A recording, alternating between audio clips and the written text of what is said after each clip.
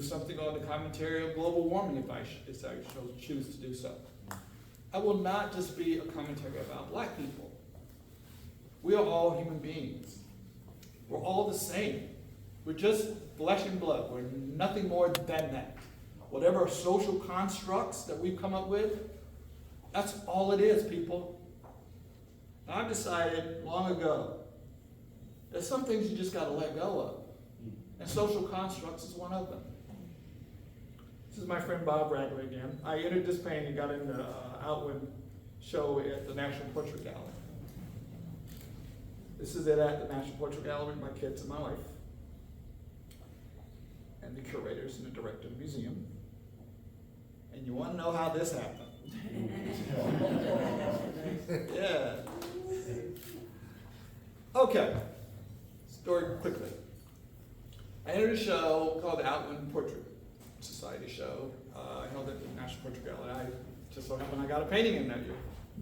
And the painting I got in was the one I just showed you of Bob Ragley.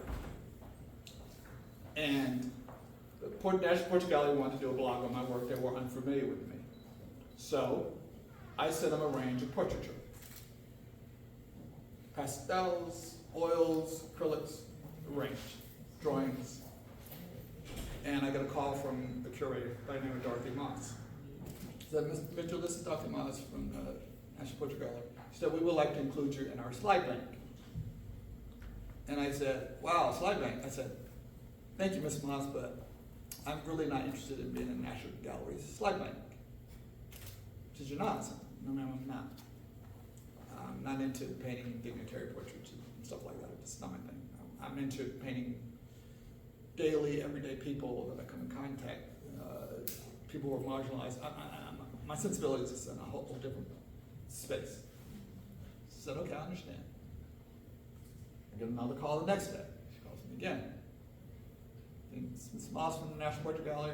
Before you say anything, I have the director of the museum and the head curator for painting and sculpture. The director comes in and says, Mr. Mitchell, we have a proposition for you. I said, what is the proposition? We at the National Portrait Gallery would like to recommend you to paint either Michelle Obama or the President of the United States, Barack Obama. Are you even interested? Of course, I'm like, am I interested? I was just like, I froze because you got to understand. This was a huge shock to me. You know, I said, well, yeah, I'm definitely interested. Surely, I'm interested. So I go out and I see the show at the National Portrait Gallery, man, and they open the museum, and she brings up Thelma Golden. She says, well, you know, Thelma Golden is his curator choice. I said, no, I was unaware of this. That's why she hates my work. And she says, no, that's not the case. We called her because we were unfamiliar with you, and she said, no, he's excellent. So you got to understand, I was quite puzzled because I was put in a show that she didn't quite, respect the art. It's very confusing to me. But Kehinde Wiley was in that show as well. Black Romantic, Kehinde Wiley was in it. The critic mentioned him, and he mentioned him in a way where he comes out of the art world. How he mentioned it. Yes, because the school you go to will define your future. Where you go to school defines your future in the fine art world. I was unaware of this, but I became very much aware. So I get to meet and I get to talk to them and so forth, and Miss Golden was there. And they were very pleasant. I had a great time with them. It was a great interview with them. But I knew I wouldn't get the portrait done. It was inevitable. But the conversation was great. They were moved by my work and the depth of it, and said they didn't know very many artists who captured us the way I captured. No matter how weary we were, I captured our souls. And we were very moved by that. And I told him that if I was selected, he would have to sit for me. I could use photos, but I would need him to sit for me, and I need to hear his story. Because I said, if you're looking for just a flattering picture of you, Mr. President, I am not your man. I am not him. I said, but if you're looking for somebody who wants to try to capture what you've gone through as the president, of course, you know, I don't know who you're gonna select. I said, but whoever you select, Mr. President, I've already won. Because you have to understand, I grew up with a grandmother who had a fourth grade education. My mother told me I'd never make a living as a black artist. And here I am, sitting and talking to the first African American president about the possibility of painting his portrait for the National Portrait Gallery. I have already won.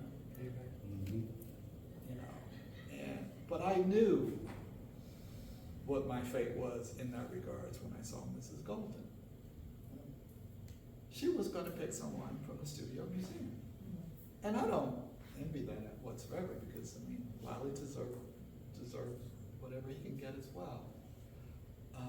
But the fact that I was in the room, I am forever a part of that history. I'm a part of that history. And, you know, the really great thing about this story, whenever I go to lecture, and it's especially on a rural town like where I grew up, and I tell them about the story. You didn't meet the president. Get out of here.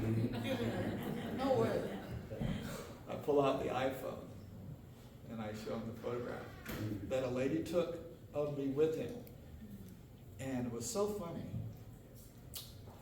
how energy moves in a mysterious way, because when I got up to shoot a picture with them, a white lady jumps up and she says, do you have your iPhone? Do you have your iPhone? I said, yes, I do. I mean, give it to me. Let me take a picture while you're there. Guess what? When I got all the photos from the White House, they were all copyrighted. I could have never shown them. I could have never shown them. They were all copyrighted. This is from my iPhone. They were copyrighted. So it was a blessing in disguise that someone asked me for my iPhone. I would not have had that record. How things move in a mysterious way. That's it, folks.